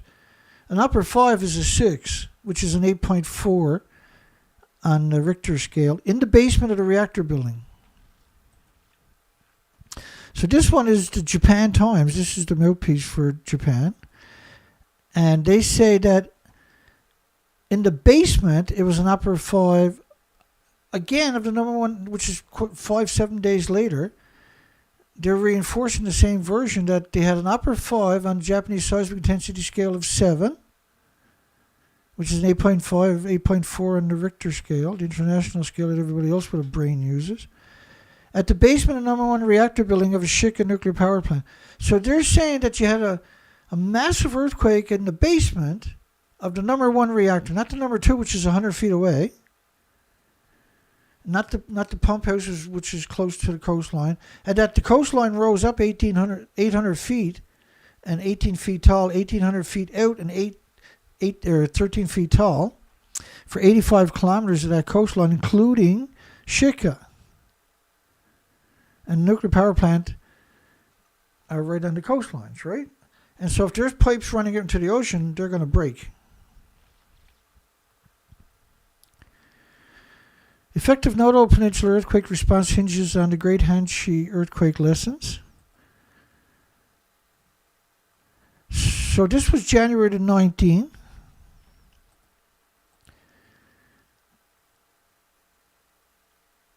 And they're talking about an earthquake back in 1995. Now this quote is about the Noto Peninsula. Drawing on experience, various types of support for being extended to areas affected by the Noto Peninsula earthquake. And nevertheless, some affected areas, Ishikawa Prefecture, are not equipped to accept outside assistance. So they don't want any food or water. They don't want any generators or blankets or medical equipment, because they're not equipped to accept it. Like evacuees are equipped to accept it. They broke into the vending machines because they're equipped to accept any kind of help they can get their hands on. Therefore, they have not been receiving the support they so desperately need. So helicopters go in, they drop off a bunch of militaries, the next helicopter comes in with the supplies, they're ready to accept it. All they got to do is accept it. They can just lay it down anywhere in the communities, right? They saran wrap it, they shrink wrap it, lay it in any community. They can have all the snowstorms you want. When the snow stops, they can go out and break it open, bring all the supplies in to the evacuation centers. So what is going on? There's a strong indication. is a very strong indication that the only thing that makes sense in that equation is if the nuclear fuel pool melted down at the number one reactor. And why would you single out the number one reactor? Because it does not even make any sense in that story, right? So back to the volunteers, which is what kicked off that fraction of the story. So this is volunteers. They look like sturdy construction workers to me. Why not bring in the military? Why bring in volunteers? Right? The Hokkaido military was 22,000 for the Hokkaido earthquake in 2018. Why are you bringing in volunteers? Nothing makes any sense unless you say, well, there's a nuclear meltdown.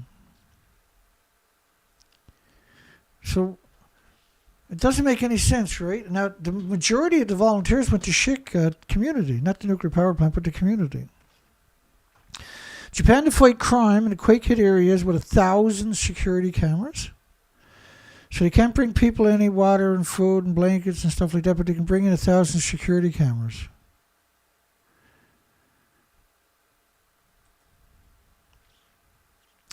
They've increased the number of security cameras in the cities of Fukushima and SUZU, severely damaged by the quake. The agency plans to procure the remaining 400 using 135 million yen, which is 1.2 million Canadian dollars. In Ishikawa, just that prefecture itself, not the other prefectures that were damaged, a total of 41,800 homes were damaged in the earthquake. Well, we know SUZU had roughly 4,500 homes damaged. That's not the map I want. That's the Noto Peninsula. So damage was down to Fukui, where there's over 1,000 homes destroyed. Niigata, where there's 6,700 homes destroyed through just liquefaction, not counting everything else. And so Nagano and so this all the way from here, all the peninsula, and all the way up to Niigata nuclear power plant, and past that, up to the top of the screen there, past it, was severe damage. So the houses, the 4,000 houses, the 41,800 houses are just up here. So not counting the whole other. So there's what? 70,000 houses severely destroyed? We know they admitted right away there was almost 1,000 schools severely damaged. So now they're going to give out digital ID cards to evacuees, help collect data in evacuation centers. After 28 days, they still don't know what they're dealing with. Very disappointing. 18,000 cards, 350 reading machines. And it's going to begin within a week. They've already done without food, water for 4 weeks. Why is it so cruel? They've never done this before. They always respond. Earthquakes, typical first pictures of an earthquake is lots of them. And videos. The media is everywhere. Just milking it. Talking to the victims, milking that. And in the background, there's always 10, 12, 14 excavators and backhoes and bulldozers and cranes and you name it, right? I've never seen a single thing in 28 days. Nothing. Texas, take our border back. Over 700,000 truckers are going to go up and block the border. 700,000 truckers. Because the current administration is trying to destroy America with invaders that are coming in. They're giving $5,000 and a cell phone.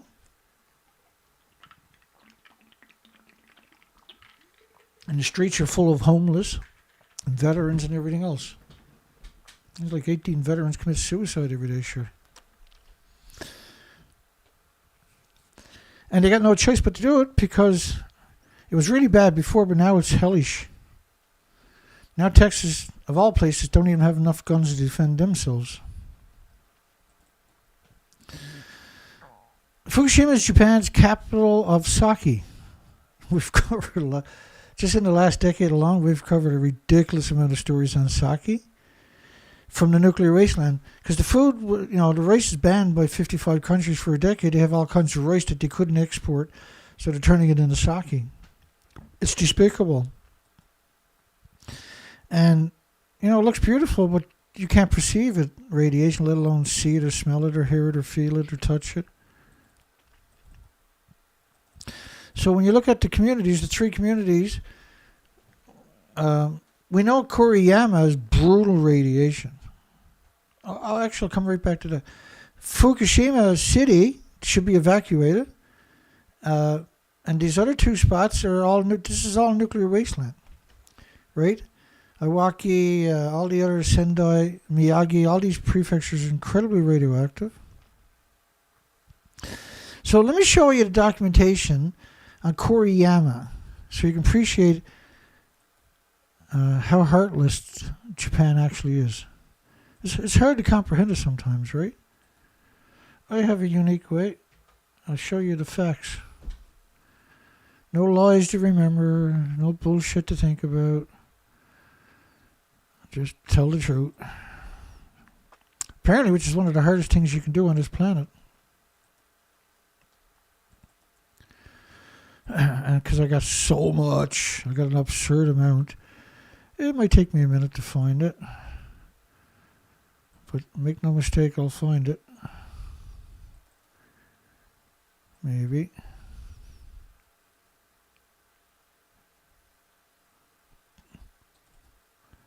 I find it. Here we go. Oh, I found it right away, too. Well, ain't that nice? Normally I struggle. Here we go. Stop talking, Dana, and start showing. All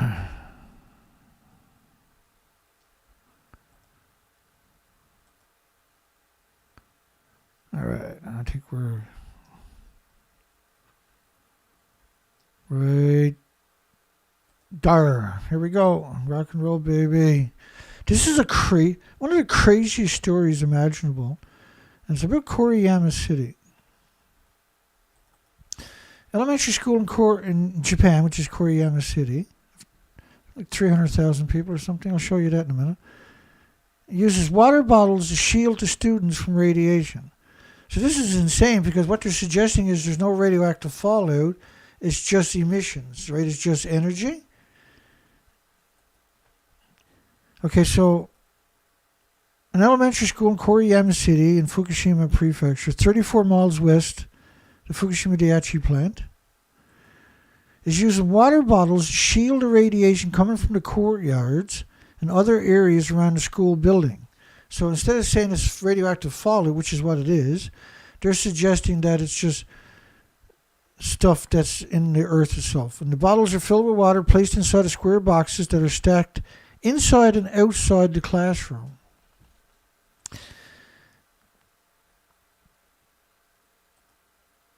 According to the school, it reduced the radiation levels inside the school by 1/3. So they're stacking bottles of water inside and outside the classroom to shield the students in the classroom. And they say it reduces the radiation by about 1/3. And now every house, every building in Koriyama City is entitled to be decontaminated, but you can't decontaminate from radiation because it permeates into everything. And it bonds because it's electrically charged. And by proxy, then it's pulsing energy at the speed of light. So, like, if you get radioactive fallout, think of snow, and you're in your house is completely sealed. That radiation is still going to beam through your house, through the living room, through the kitchen wall, and then into the bedroom, and radiate you while you're sleeping. The walls need to be 4 feet thick lead to shield you from a lot of it, but you can't shield you even then. So this was a study from the United Nations Scientific Committee on the Effects of Atomic Radiation, UNSCLEAR, which is, these are just degenerates, right? They really are. So the average disposition, the only thing they're acknowledged is cesium-137, and you can see these communities are listed. The next line over there is the population. I'm going to drag my big head over here. So this is the communities in that line. You got Fukushima City with 296,000 people. At 229,000 atoms per square meter of ground. So forget about these, because this was about manipulating you. So this line here, so Koriyama City with 341,000 people at 162,000 counts per minute, or atoms per minute, of cesium-137. But you can't just have cesium-137. You're talking about 1,000 physical isotopes, right? Because if you got one, and this is how you do it, because you can find cesium, you can find iodine-139, or 131. 139, where the hell did that come from? 129 maybe, but... so you can find cesium iodines, and then you can extrapolate mathematically other isotopes. So for every iodine-131, there's going to be 10 times more iodine-132, 30 times more iodine-133, 31 times more iodine-129, for instance, right? Because you know what the ratio of number of the 131 is in relationship to the quantity and qualities being produced of the other isotopes. Because despite what Jacqueline Yates said, we actually know a lot about this stuff. So residents of Koriyama City were concerned about the high amounts of radioactive material which have been found around their town. It's everywhere. The town is surrounded by millions of one-ton bags of radiation that they picked up in the town on top of that. The town's supposed to be abandoned forever. These are no go zones, but we call them nuclear wastelands because that's actually what they are. You got to give them the prominence they deserve, right? While school lunches are tested for radiation, parents are concerned because they are largely unable to find out where the items were originally produced. Because Koriyama City is outside the evacuation zone, the government has barely conducted any decontamination activities.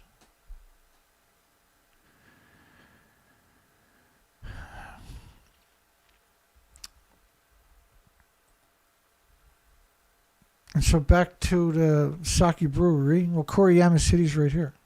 It's a nuclear wasteland. Everything here is a nuclear wasteland. And the Japanese are, the nuclear industry, I should say, are so crazy. They're actually growing food right alongside of one-ton bags of radiation in the middle of a nuclear wasteland, surrounded by nuclear wastelands. Within eyesight, and this is Okuma, or Futaba, I can't remember, both within a couple of miles of the meltdown, joining on the hip to the meltdown site itself, where you can't live. Everything's abandoned for 12 years, 13 years now, next month, or March 11th, rather. I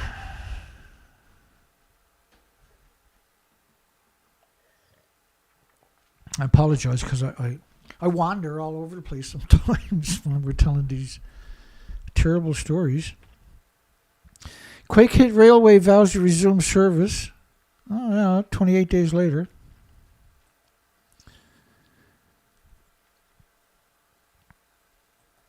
And so there was 1,400 landslides in that peninsula that we know about. There's 1,500 aftershocks. So everything is still...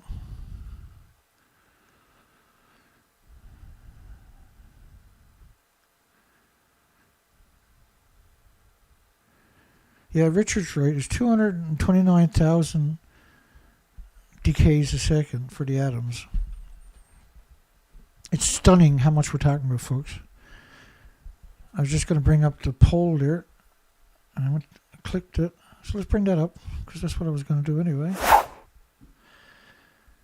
Should the Japanese move out of Japan to mitigate the Fukushima radiation fallout snuff machine? It's a snuff machine. I can quantify that. Bear with me.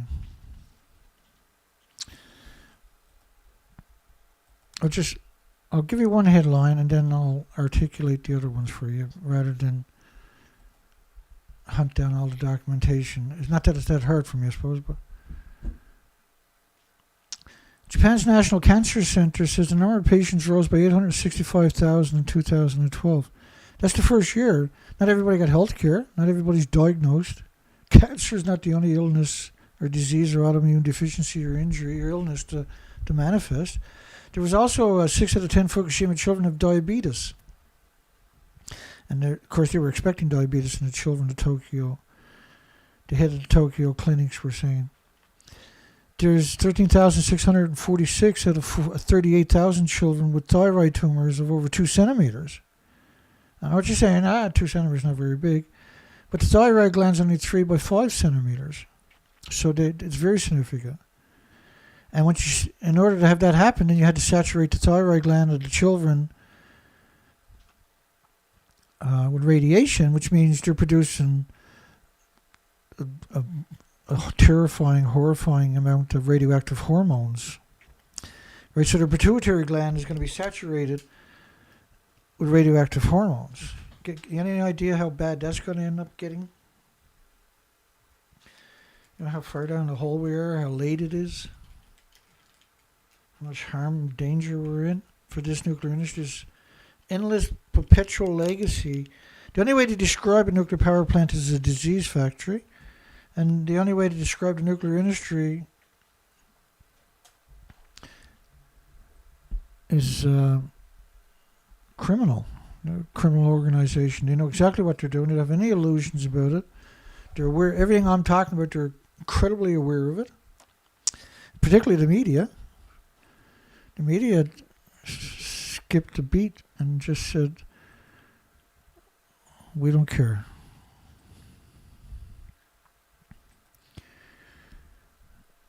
Cameraman buried in the rubble. Let's get on. Japan says New Year quake damage could cost $17 billion. See, this is so rare to get any pictures. This is a new picture for us. Right? That one's, I think, is Shika. Small town to welcome volunteers. Where's the military? Wasn't the military in there? When you flood it with tens of thousands of military, and it'll all be done on week 1. Why are we waiting for volunteers? What's going on? Because the military is going to have Geiger counters with them, right? 90% of the Noto quake fatalities caused by fallen buildings. And being abandoned by the Japanese government. The government wouldn't let the Americans go in there with the special search and rescue and the dogs and that. They wouldn't let China go in with the search and rescue teams and the dogs. They wouldn't let India go in there with the search and rescue teams and the dogs and all the other countries. They wouldn't let the self-defense force go in there with the specialized self-defense or search and rescue teams with the dogs. They wouldn't let anybody go in a crucial 72 hours. We've never seen that before. Looks like SUZU, don't it? All the buildings just dropped, according to the mayor. Yeah, it is SUZU. That's a pretty rare footage for us, right? Isn't it? You can see all the poles in every direction. That's typical, emblematic of liquefaction, where the soil becomes liquefied and it can sustain nothing anymore. But they had over 4,500 to 5,000 homes were completely collapsed / destroyed. And they say in that picture that is partially blocked or something. The road is half blocked. No, that road's not half blocked. That road is blocked. Like, how can you get that wrong, see? And why is this one of the first pictures we've ever seen of SUZU, and it's 28 days later? Was the port of SUZU being used to transfer nuclear waste out of the peninsula? Possibly for reprocessing to France, to the La Hague in France? And look at how the road is cracked. That's really something. Look at the cracks in the road. Holy smokerooey.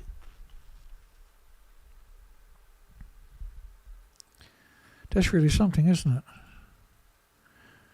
People died of suffocation being trapped under the beams and pillars because they wouldn't let the international community go in and rescue them. The Cabinet Office official confirmation the figures, which were calculated using data from past major earthquakes based on the Shindu scale. So the higher the Shindu scale, the more money to locate it. Right? Which means that the Shindu scale is the exact same as the Richter scale. So how can you have a massive earthquake in the basement of a nuclear power plant, not the one alongside of it, or the pump house, or anywhere else, just the basement of the nuclear power plant? Because they were laying a foundation in case the story came out, right? And they were warning their own. That's not a subtle warning if you're an engineer or you know anything about nuclear meltdowns. That's a blatant warning. Earthquake donation shows Taiwan strong bond. And this picture we've seen it constantly for the first 12, 14 days or something. But prefectures sustained the most damage. Ishikawa, Niigata, which is 900 billion, up to 900 billion. So incredible damage, which is almost the same as Ishikawa prefecture damage we're talking about now, right? And we don't have literally any information on Niigata except for the last show or the show before where they acknowledged 6,700 homes were destroyed by liquefaction. So damage costs are therefore calculated based upon a maximum 7 on the country's seismic intensity scale, despite the two cities actually registering an upper 6. The USS Calhoun County sailors dumped thousands of tons of radioactive waste into the ocean. Just rolling it over, steaming along, throwing it over the side. They asked a dying Pasco County man about his Navy service a half a century before. He kept talking about the steel barrels that haunted him and the sea monsters plaguing an old sailor. Because when these 45-gallon drums are kicked off the boat, a lot of them don't sink right away, for instance. The ones that do sink, when they get down to around 100 feet, they got 3 atmospheric pressures on them, right? So they collapse. I'm pretty sure they're going to collapse before that, because I've seen a lot on the ocean floor of garbage, right? And they're always collapsed. You know, at least the barrels or the lids on both sides of them will pop off right away. We turned off all the lights. This is what they used to do on the Calhoun, the barge. They turn off all the lights at nighttime, steam along the coast, throwing 45-gallon drums of nuclear waste overboard. And we take these barrels and having only steel-toe shoes, no protection gear, and proceeded to roll the barrels into the ocean, 300 barrels a trip. Not all of them sank. A few pushed back against the frothing ocean, bobbing in the wave like a drowning man.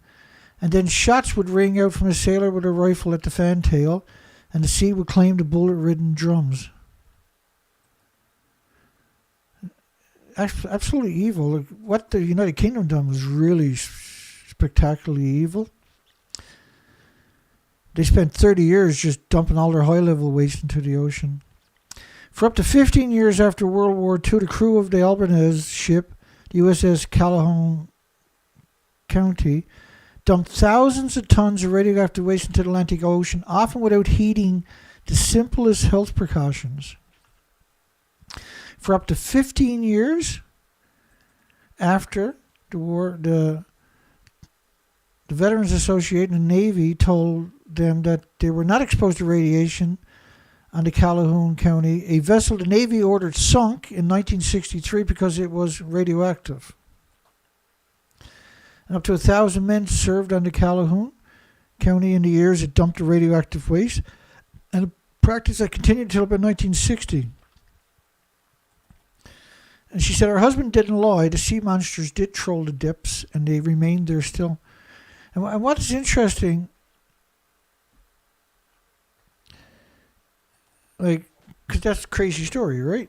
There's many of these ships and barges that done that, by the way. The British done it for 30 years, and we know other countries were doing it.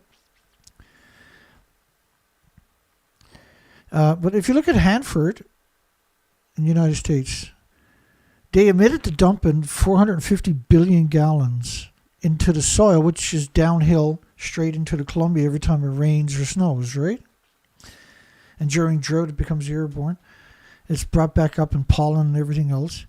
But so when you hear 450 billion gallons of waste that's gone through a chain reaction, high-level waste, it's hard to comprehend it, right? But it's actually equal visually, right? Take an aquarium that's 6 feet wide, an aquarium like a fish aquarium, 6 feet wide. That's pretty wide for an aquarium, right? Now make the aquarium 518 feet tall and wrap it around the planet more than once. That's 450 billion gallons of high-level nuclear waste. It's a mind-boggling amount is what I'm talking about. And yet they'll tell you all the high-level waste can fit in an Olympic-sized swimming pool. So they got 177 barrels right now that they spent 100 billion or something on, trying to clean up, getting ready to clean up. And there's 177 barrels. There's 56 million gallons, right? So the 450 billion gallons that they dumped in the soil is the same stuff. And that's equal to 1.4 million of those tanks, which are 300,000 gallons each. 1.4 million. And Los Alamos National Laboratory, all the national laboratories have done similar things. They're all built on the biggest aquifers in those parts of the country. And they've spent hundreds of millions trying to clean up the aquifers all these decades later. It's so heartbreaking. Piketon fears more radioactive risk from the demolition of a former uranium plant. After a federal agency promised the community, which has experienced high cancer rates, that they wouldn't contaminate it anymore. And guess what they done? They contaminated it even more. With it comes the potential for releasing more contaminants. There is no potential. It's guaranteed to happen. There's no way to stop it because they won't try.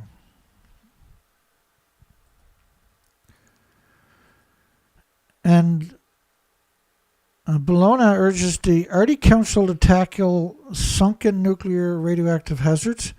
There's around 18,000 dumps in the Arctic.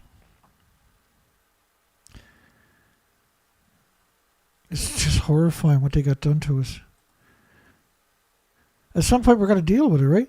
The sub's reactor compartments were filled. There was 3 submarines were scuttled in one go at a depth of about 30 meters.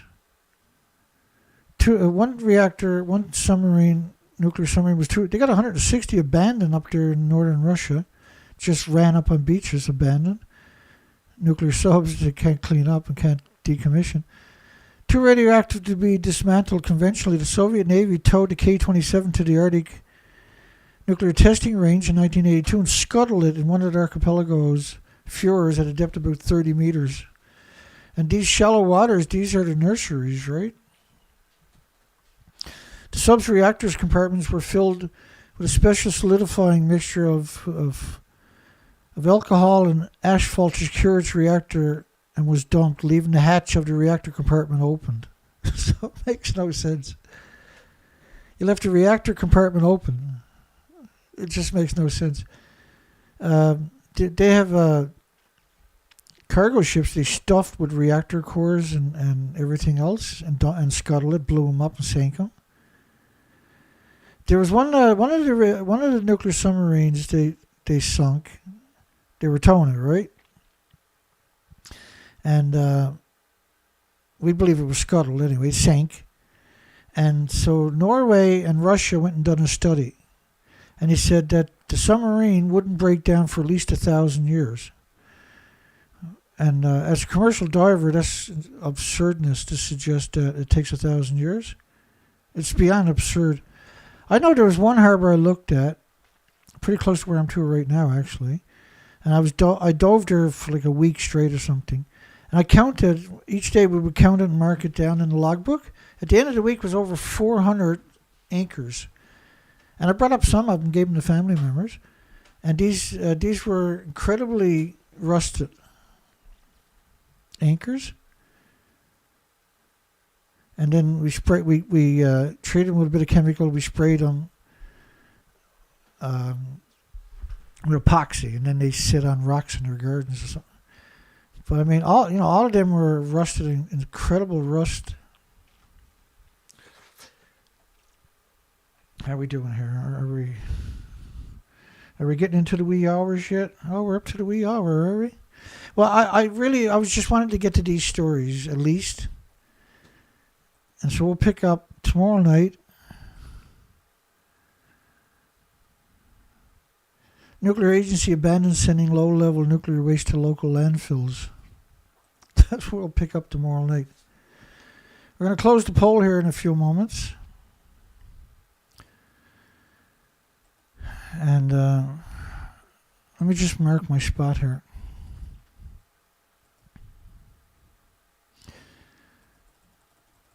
Let me mark my spot, and then we'll call it a night.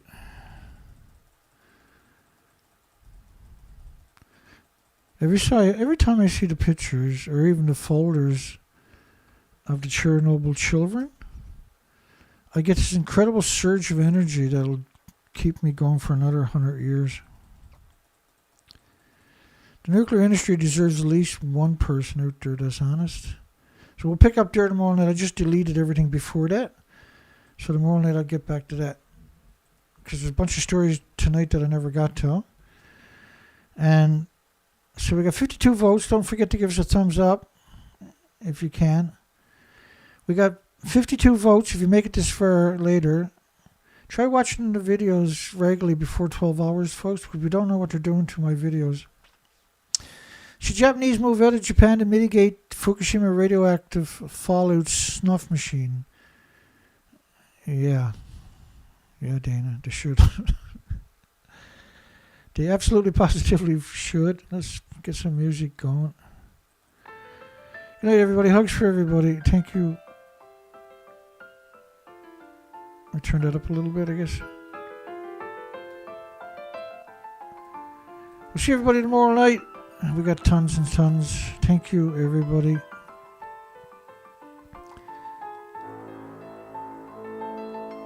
And we'll see everybody tomorrow night at the regular time, the big time. And what else was it I wanted to mention before the show was over? It was just on my mind the last 10 minutes or something. Oh yeah, we're going to have a blizzard tomorrow. That should be fun. Thanks, everybody. Rock, Something's in the Water, Tab, Albert, Blue Jay Outposts. I know Stephen Young donated 50, by the way. Thank you, Stephen. Hugs for you, and you're lovely, my friend. Sue. Hi, Sue. I know I seen James, special shout out for James Lucet. He sent me a picture of a bunch of my t-shirts on his couch. It was amazing. Really cheered me up big time. Richard, good night, everybody. And everybody, I forget to mention, I know Colette's out there. We know Port Angeles is out there. Albert's out there. Gabriel's out there. Environmental Coffee House. Hi there. And everybody else I'm not going to get to. I'm going to start that go out, play out song again, do I? Now that I'm rolling up, I'm starting to do a shout out. That's okay. I don't do enough shout outs because I always feel better when I do a shout out. Because I respect everybody. Sacramento Lynn.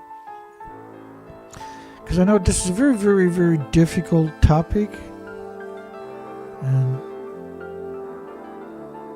I try to make it not difficult, but like it's difficult because of the harm, damage, and heartbreak, right? Among many, many other adjectives and verbs.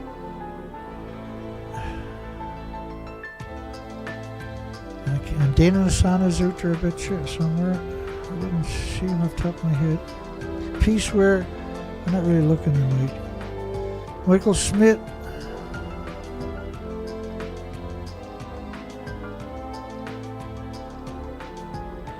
Good night, everybody. See everybody in Sacramento. I think I showed it out. Yeah, we'll see everybody on the other side. Tomorrow night, same place, same time. More misery, more scumbag stories to cover. See you there. Have a great night, everybody. Hugs for everybody. Take care, folks. John Curtis, Tigor Enterprises, Nirad Yaloft. Take care, folks.